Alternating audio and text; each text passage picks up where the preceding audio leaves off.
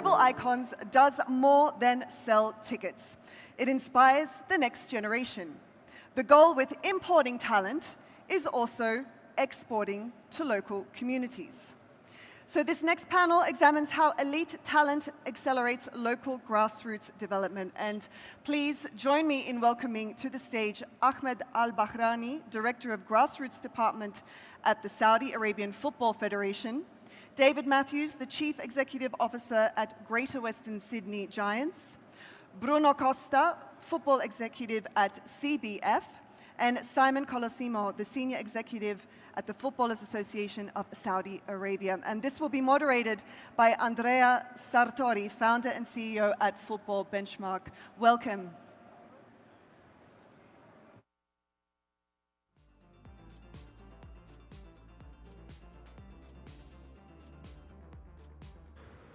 Third one. Thank you. Just follow that. I think you. No. I think should yeah. No? Is it fine here? Ah, okay, yes. Yeah.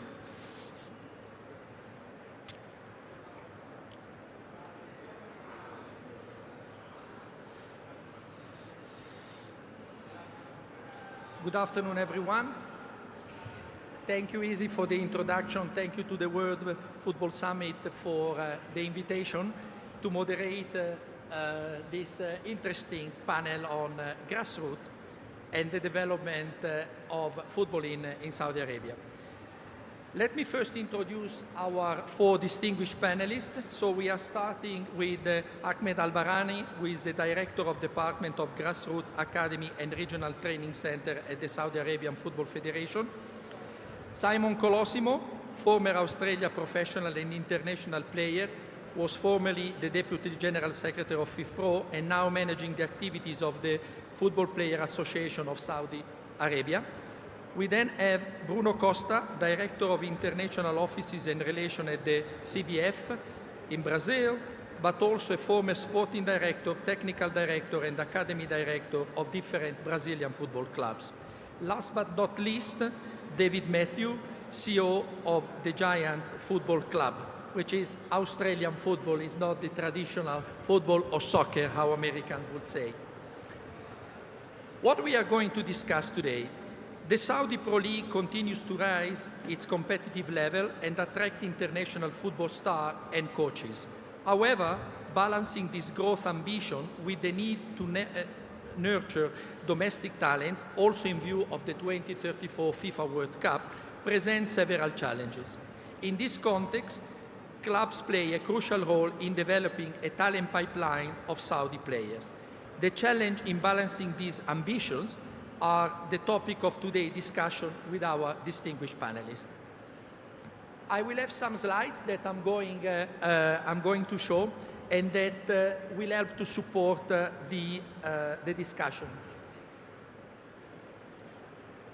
The first slide that I'm showing is basically the positioning of Saudi Arabia in the AFC national or AFC context and seeing where Saudi Arabia is placed in terms of FIFA World Ranking. So out of the 8 clubs that qualify, Saudi Arabia is unfortunately in the second last, only ahead of Jordan, as in 60th position in terms of FIFA ranking. If we look also at the number of players that are under 23, the number is actually only 4. Japan, as you can see, is the youngest team that you have it, besides having the highest FIFA ranking in 18th position. And what is also very, very interesting, and this is going to be one of my first questions, is also looking at the relatively low percentage of players that are playing in the Big Five internationally. And in Saudi Arabia, this number is very, very small because only 0.6% of the minutes played by Saudi in Big Five league, it's somehow an insignificant percentage. So the first question I'm going to ask is addressed to Ahmed. Saudi Arabia is hosting the 2034 FIFA World Cup. What are the key priorities over the next decade to ensure the national team is competitive on home soil? and how SAFF is approaching the long-term development of Saudi talents.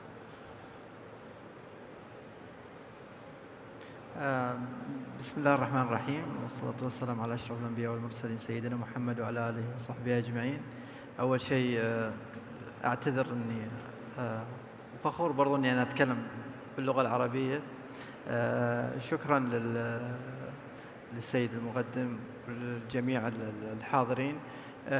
طبعا خطتنا في الاتحاد السعودي أو العمل اللي عملناه والخطط الاستراتيجية لين نوصل 34 بدأنا من أكثر من سنتين في إنشاء والاهتمام بفئات صغرى من سن 11 سنة و10 سنوات، بحيث أن احنا نوسع القاعدة في موضوع اكتشاف المواهب من خلال إنشاء مسابقات عديدة في جميع مناطق المملكة، اللي اليوم إن شاء الله يعني نقدر نقول في 34 متوسط، يعني تكون متوسط الأعمار تقريبا 23 إلى 26، وهذا تقريبا المتوسط الأعمار هو اللي قاعد نطمح له في السعودية إن شاء الله، ويكون هذا الأمر يعني في المستقبل يكون في جودة لاعبين. وفي نفس الوقت اليوم يعني البوادر ظهرت تقريبا خلال 3 سنوات. اليوم عندنا لاعب كابتن منتخب 17 للناشئين يلعب مع الفريق الأول في النادي في مباريات دوري روشن، ونعرف احنا حساسية دوري روشن. أيضا من خلال الاهتمام بتطوير المواهب واكتشاف المواهب في جميع مناطق المملكة، يعني في المستقبل بيكون إن شاء الله عندنا منتخب يقدر ينافس. 2 نقدر نصنع جودة وليس فقط تكون مشاركتنا من أجل المشاركة. فمتوقع إن شاء الله في المستقبل بيكون في منتخب إن شاء الله، و34 في خطة لإعداد بدأت من أكثر من 2 سنين، إن شاء الله راح نكمل المسير فيها.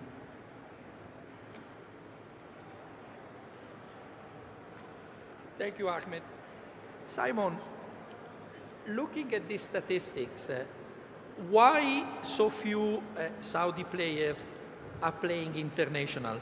Do you think is it an issue of playing skill, difficulty in integrating with local culture, or maybe more the lack of financial incentive in moving abroad because Saudi players are well paid and they also have the advantage of a tax advantage, which in Europe, of course, they would not benefit from? Thank you, Andrea. Assalamu alaikum. Look, I think it's a combination of all of these things. I think ultimately, in order to play in Europe, and I'm sure that there's plenty of footballers here that have played in Europe, it's not only a consideration of skill and whether you're a good player. There is a holistic element that needs to be included. There's the cultural element. There's the dealing with living away from home. I mean, being an Australian, it was very similar for us. It's a long, long way to Europe to be able to play and develop. It's a long, long way. While it was similar culturally, there was still that distance. So for me, I think it goes back to the work that Ahmed is doing and the Federation, where they're going down a layer really to the grassroots to develop these players as footballers, as people, giving them the tools and the skills to be able to live abroad and play abroad. The football part, I think there are Saudi players that are as skillful and talented as any player in the world. However, there's that holistic approach that I think they're starting to look at. I think a home of football or a centralised training base similar to Clairefontaine or Coverciano or St George, I think this is something that is missing. I know it's on the agenda, but if something like this was in place to develop those players, they're leading into giving them those opportunities. Thank you very much. And Bruno, looking at your experience in Brazil, if there is a recommendation you would provide SAFF to balance the growth of SPL and nurture the development of a talent pipeline, two objectives that somehow are a little bit in conflict, what would be that recommendation? First of all, it's it's a pleasure to be here. You know, as a Brazilian, we have a very strong connection with Saudi Arabia football, you know, and of course, I believe Brazil is the country with the most players in the Saudi League between all you know, first, second, and third division. So that's already something very important back on the days. And the balance, it's very important. Of course, you cannot buy talent. You need to develop the talent at the youth levels. And it's important to understand also what you want to be as a nation. You know, build your own methodology, understand your values, understand your culture, and then you're going to be able to develop, you know, your players and assure you have the right setup to be successful. We saw, of course, what happened in other nations such as Qatar in 2022.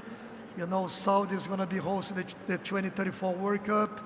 So the most important thing is to build a good infrastructure also on the clubs. You know, you guys saw what happened to China. They put a lot of money on players, you know, buying players, but they didn't develop, like, or put a good foundation on their infrastructure, and that didn't help them at all. So I think Saudi should focus on good coaching at the youth level, bring the right, you know, don't try to copy other nations, you know, they should understand what they have inside their own culture, you know, make it a mix, and then being able to develop their own style in their own way, you know. When a nation tries to copy too much or other do, that doesn't work too much. And so try to take the best out of everyone, put a good infrastructure, you know, create a plan, business plan, and start first qualifying your youth national teams to the FIFA World Cups, under 17, under 20. That's going to give a good background to also being able to build a good roster for 2034. Thank you very much. I think it's actually quite interesting. And I would like to hear a very different perspective from Australia, which is a highly competitive sporting landscape, and where there is a huge competition for the same young talents. In this context, David, can you describe how clubs strike the right balance between offering a clear, high-quality development pathways, and I think Australia is very, very strong in that perspective, and managing the presence of aging stars who might block the opportunity of growth of this young player? Yeah, certainly. And look, firstly, I'd say it's great to be here. This is my first time in Saudi. Found it to be just such a welcoming place, and it is a bit unusual to have someone from Australian football at a football summit, but we've come here to learn and also to share some of our knowledge. In Australia, it's a very, very competitive football landscape. There are 4 very, very strong football codes. Football being, in our country, soccer, Australian football, which is our national game in a lot of ways and is as big as the NFL is in America. And then you've got the 2 rugby codes, rugby union and rugby league.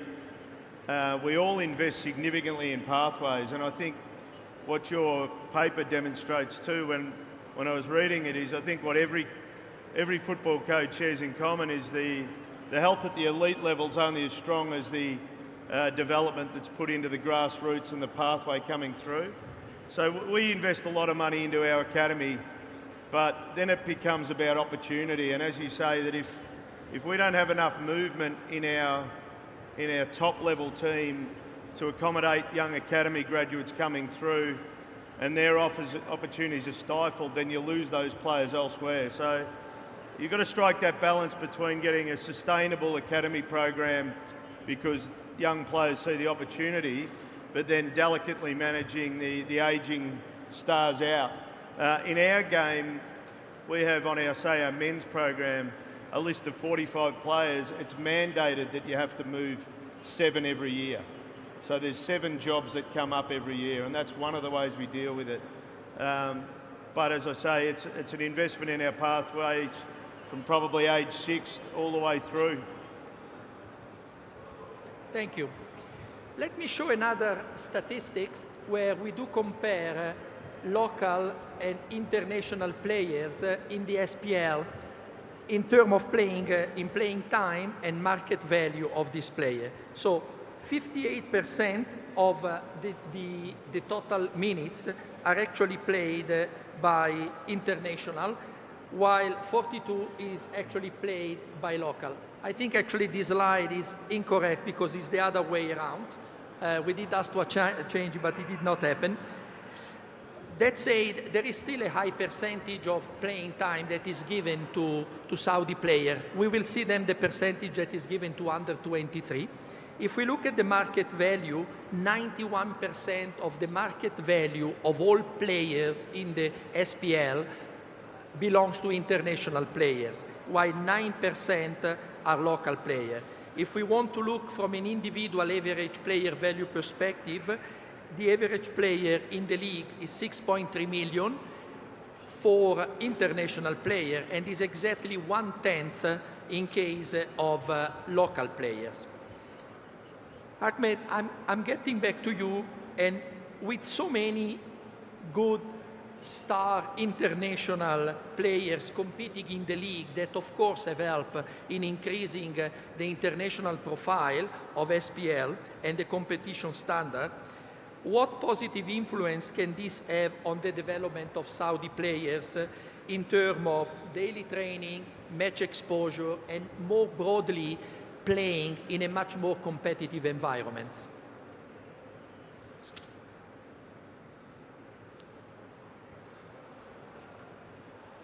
اوكي يعني لو جينا بنقيسها في موضوع المادة اليوم بنركز على موضوع مهم جدا.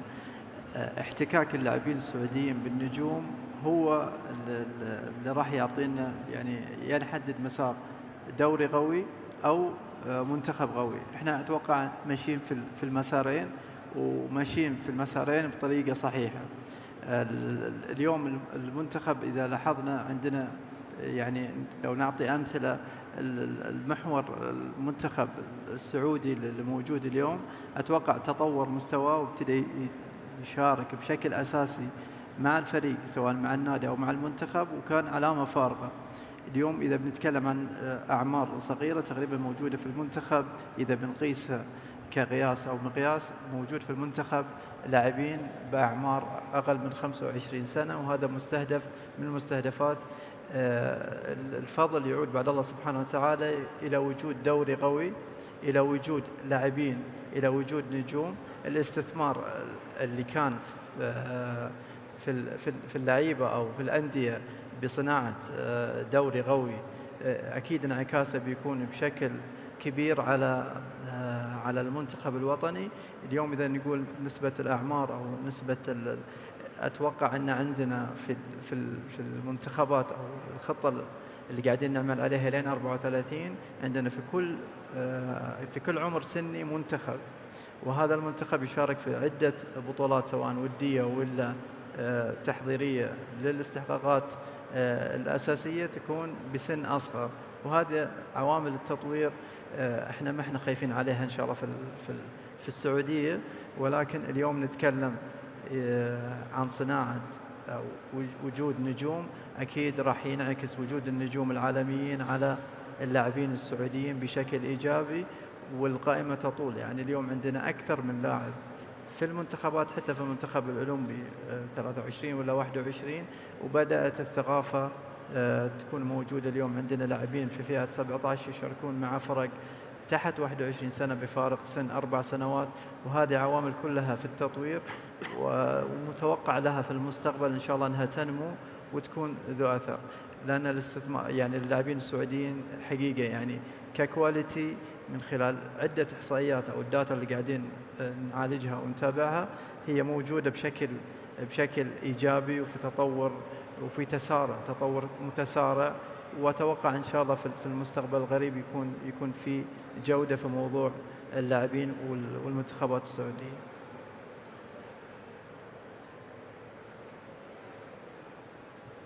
This is another interesting statistics where we look at the under 23 playing time in the SPL when compared with other major international leagues.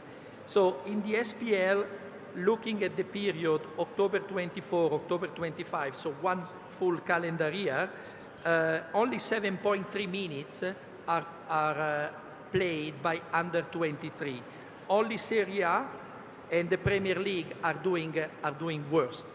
At the very, very top, you see Liga Portuguese with 21.5%, League One with 14%, and then in Spain, La Liga with 12.2%. I think it's not by chance that the three nations that you see it on the very, very left have been performing very, very well at national team in the last decade.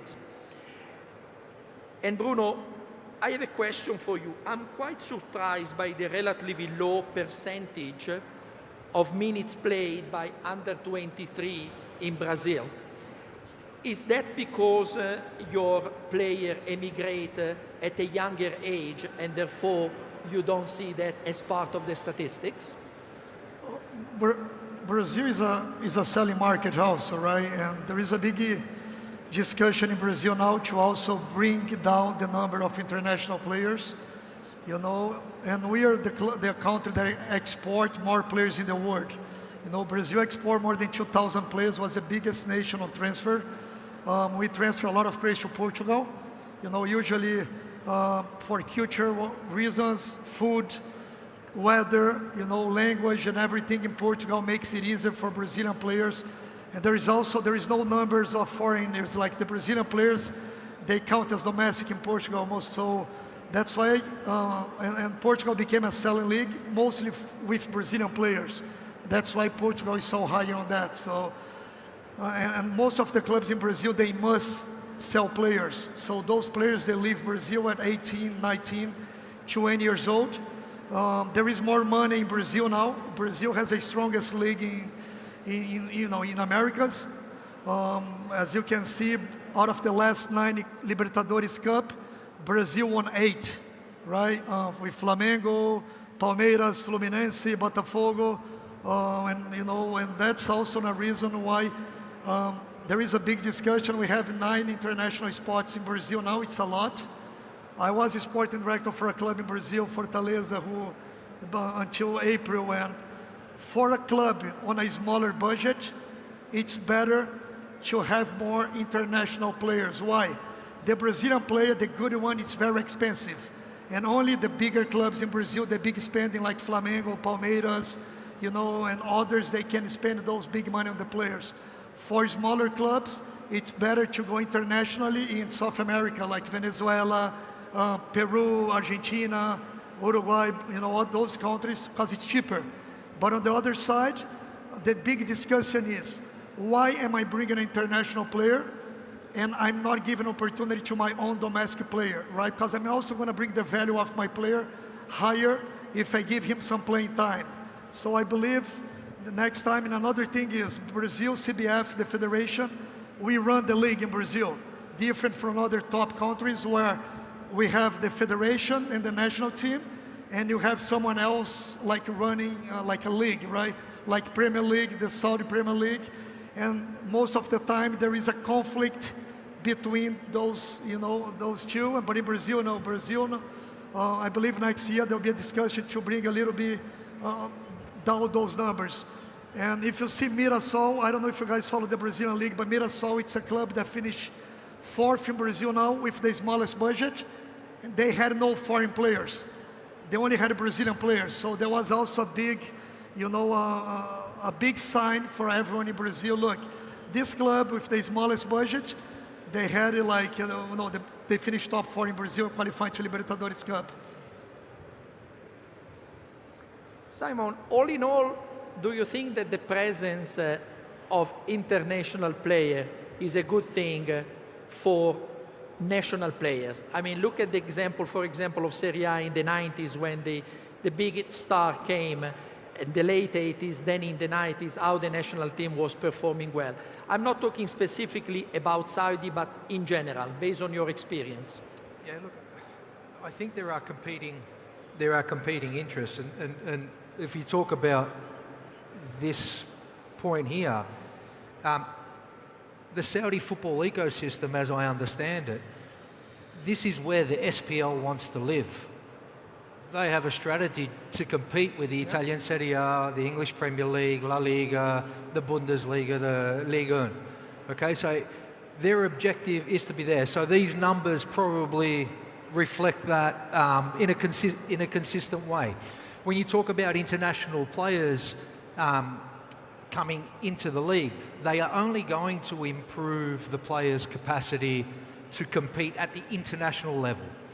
As a young player, if you have too many free hits, as you would call it, by default you have a young player or a local player playing, then once you get to the international stage, they haven't been competing day to day in the training ground or week to week with some of these stars. And it's abundantly clear that players like Ronaldo, Benzema, Koulibaly, these players, yes, they bring a profile, but they also bring a certain professionalism to training every day. And for the young Saudi players to see the way these international players are competing at their age, at this level, at this stage of their careers is very, very important, because the bar gets set much higher than if it wasn't. So I don't know if I answered your question, but there is no doubt that, Of course. but even the Saudi players that are playing, I mean, the captain of the Saudi national team, Salim, I believe he is the best player in the league with the international players. That is my opinion. So he's competing week to week with these type of players, and Hilal is a club that can probably buy any left winger in the world that they want. Yeah. But he's performing week to week within that group. So I think there's a balance that needs to be had. Ahmed, the current regulation allow in the SPL to have 10 foreigner players, and there is a cap of 8 players per match day. Is SAFF considering stricter limits or introducing new incentive or specific regulation to increase youth participation?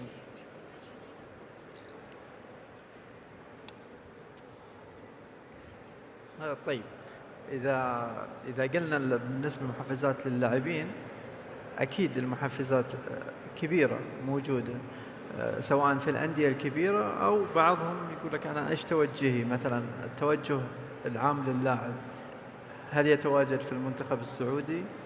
هل يكون ظاهر؟ هل يكون يعني يستمر في تطوير موهبته وتنمية قدراته؟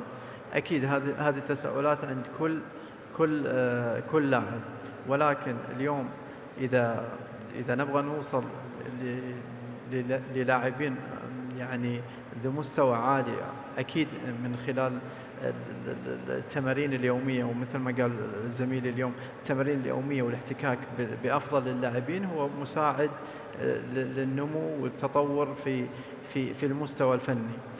اليوم أيضا برضو لا نغفل شيء ثاني، يعني برضو تواجد المدربين أو اليوم التدريبات تحت إشراف بعض المدربين أسماء كبيرة، برضو هذه من عوامل التطوير. فأكيد اليوم التشريعات وضعتها SPL أو الرابطة أكيد جزء منها وجزء كبير هي لتطوير اللاعب السعودي واهتمام في اللاعب السعودي.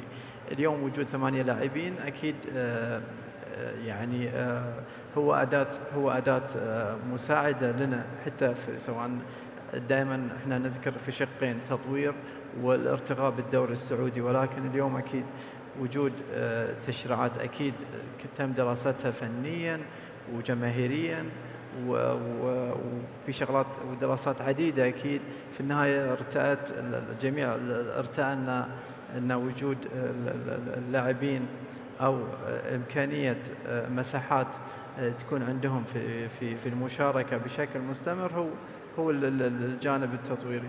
ولكن اليوم برضو نرجع ونأكد ونكرر وجود لاعبين المنتخب، بالذات المنتخب الأول، وين يتواجدون؟ هل يلعبون بعدد دقائق كافية؟ يعني خلال الإحصاءات اللي قاعدين نشوفها صحيح قاعدين يلعبون بشكل كبير، وأغلبيتهم أساسيين في فرقهم في ظل وجود اللاعبين الكبار.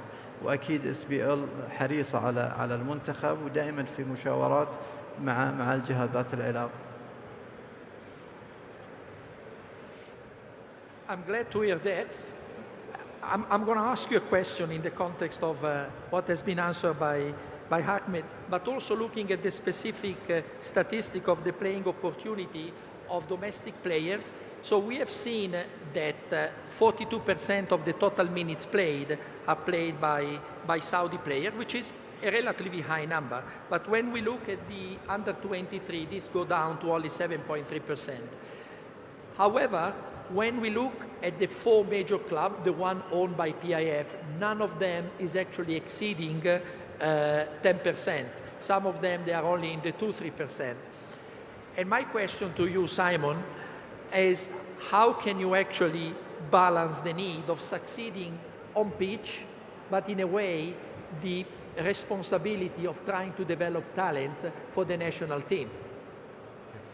Yeah, I was going to touch on that because, I mean, Saudi football, believe it or not, has a long history. These clubs have a long history. The difference between winning and losing a championship for Hilal or Nasser or Etihad or the other clubs, there is a lot riding on that. It's not about producing. There are big supporters, there is all of this. So with that competitive nature, it's correct, and it's correct everywhere else in the world. If you want to play for Manchester City, Arsenal, let's say, they're the top 2 clubs in the English Premier League, I think this weekend, right? They're the top 2. You need to be the absolute best. You need to be the absolute elite. And that's what we're seeing with the spread of Saudi players. The most experienced ones, the ones on the national stage, are playing with those clubs. But then there's the other feeder clubs, and you see this similar trend, I think, across the board in the European leagues. One of the things that can help that is probably here in Saudi, and I think there is a correlation between investment into the development and those players getting those opportunities and being ready for those opportunities. So without a second division, without a Primavera or an under-23 competition or a team that we see in many countries in Europe where they have a B team playing, which is a little bit younger, there is a gap here in Saudi for those players. So the investment into that space and then going lower, what the Federation is trying to do to invest into the development of players, that when they get that one opportunity or 2 opportunities, they are ready for it. I think that is the vital step, because as we know, in a competitive market where winning a championship is everything or not getting relegated is everything, those pressures come and sometimes you do lean to the experience or what you know. So those opportunities are very few, but we need to make them count for the young player. David, let me get back to you with a different perspective again from Australia. So looking across at other sport and how sport federation in Australia work with clubs to coordinate the development pathway, what sort of lesson, case studies you can bring to our attention and that could benefit the development of young talent in Saudi Arabia? Well, I think there's a number of things. Firstly, I think that, again, fascinating statistics, and it really depends on the circumstances you find yourself in. In our particular region, we're not producing enough domestic talent. 10% of our playing list comes from the domestic region. The rest we're importing in. But the big names in those imports serve as great inspiration to the young players coming through. So you're in an elite competition where you do want to win, and your fans want you to win. So for our circumstances at the moment, that mix makes sense. But I'm sure in the Saudi pathway and in our pathway, we need our domestic academy participants or graduates to see a reflection of themselves in our club. They need to see that there's an opportunity for them and that there's people like them that are playing in our elite team. So we're setting targets and benchmarks to take that 10% to 50% to 70%. Ultimately, that becomes a more sustainable proposition for us from a cost point of view as well. Because if you can graduate players out of your academy, it's a cheaper system. So in terms of case studies, we've looked around the world at various academies, including a number that would be in this room, and also what happens with other sports in Australia. And we know we've got to invest in our own success by making sure that the academy is high quality. And our friend here talked about the quality of coaching through that pathway. And a lot of that coaching comes from the big names that we have. And we've got Callan Ward, our inaugural captain, in the room today. He's not from our region, but his impact on the young players in our region has been significant. So it's just getting the balance right for your circumstances.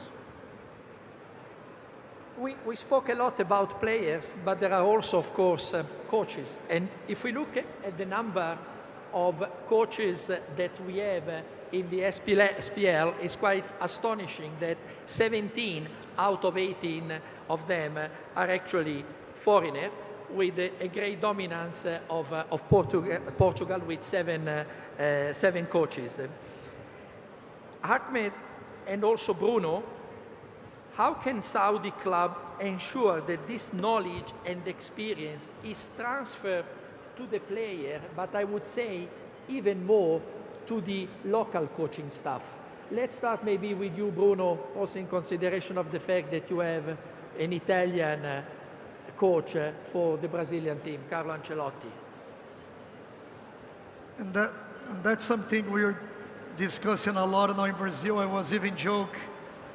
I think it's already the time to renew the contract with Ancelotti until 2030, because, and I believe, and the funny thing is, and I joke a lot with my Portuguese friends, you know, the coach for Portugal national team is from Spain, right? And even though Portugal, and even, you know, they're always exporting coach and everything, you need a plan, right? And when you bring a coach to your country, it's important to suck all the knowledge that the coach has it, to develop it. There is no better thing than education. And that's something I've been talking a lot about in Brazil. We need to, Brazil is a continent, we have 220 million people, we have 27 states who, if they were in Europe, would be countries in Europe, and every state has a different culture. So we need to, like Ancelotti now, sit with him, you know, understand how we can improve, and that's the same thing Saudi should do. You know, do like a study group, you know, between all the coaches, understand what kind of methodology they want to implement inside their academies and also inside their national team, and what kind of players they want to develop it. You know, if you don't know which directions you want to go, you're going to get lost. You know, when you put a ways, there is 4 different, you know, pathways to go to the, you know, to your, you know, to your direction, but that doesn't mean there is a right and wrong, but you must know what you want to do, and I believe you should understand. If you have, there is a reason why you have 7 coaches from Portugal. Is it because the sporting director from the league just want to hire like Portuguese coach? It happens, like it happens in Qatar, it's normal, you know, it's a trend. You know, for many reasons, like in the US, it's a huge English culture for the language. So every country has their own culture. So if Saudi is bringing Portuguese coach, they should understand why they're bringing so many Portuguese coach. So when they understand why they're doing that, that's going to give them an answer for which direction they want to go and what kind of players they want to go, what they want to develop, and what kind of coaches they want to develop also inside the Saudi pipeline. And that's going to make it easier to understand where you want to go. And Ahmed, what is your view in terms of knowledge transfer to local coaches and staff with such a high presence of international coach? أنا بس ودي أقول مين نحتاج من المدربين. أنا أقول لك بحكم إني سعودي نحتاج سعوديين حتى في الدوري الأعلى، ولكن وجود المدربين الأجانب خبرة كبيرة أكيد في الاحتكاك في تطوير المنتج، أكيد نحتاج بعض الخبرات، وهذا الشيء ما يخفى على الجميع. ولكن أيضا بحكم تواجدي في قسم أو إدارة البراعم أيضا جالس أشرف على دور المدربين وكورسات للمدربين في السعودية.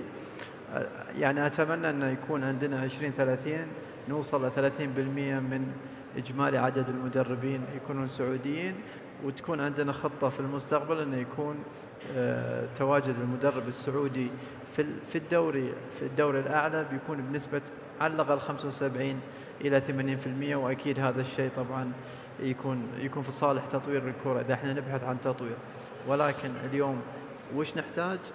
أكيد نحتاج هذا الشيء، ولكن إذا بنتكلم على تطوير بشكل كبير لرياضة أو لكرة قدم أو لتطوير دوري المحترفين، هم قسمين مع بعض لازم يكونوا مرتبطين، قسم المدربين وقسم البراعم. وهذا الشيء تقريبا هو اللي راح يكون يطور لنا المدربين، يطور لنا اللاعبين، بالإضافة إلى الاهتمام بالبنية التحتية. فبكل تأكيد أنا أميل إلى الاستثمار في المدرب الوطني والمدرب السعودي. أول شيء اللغة شيء مهم جدا، ويختصر يعني شغلات كثيرة في موضوع الإحساس، الفيلينج، الأمور هذه مهمة جدا. برضو أيضا وجود المدرب السعودي راح يعرف طبيعة اللاعب السعودي، وهذا يساعد في النمو في التطوير، وأكيد راح نحتاج هذا الشيء. Thank you very much. I think we are running out of time. Thank you to our panelists for their insight, and please give them a round of applause.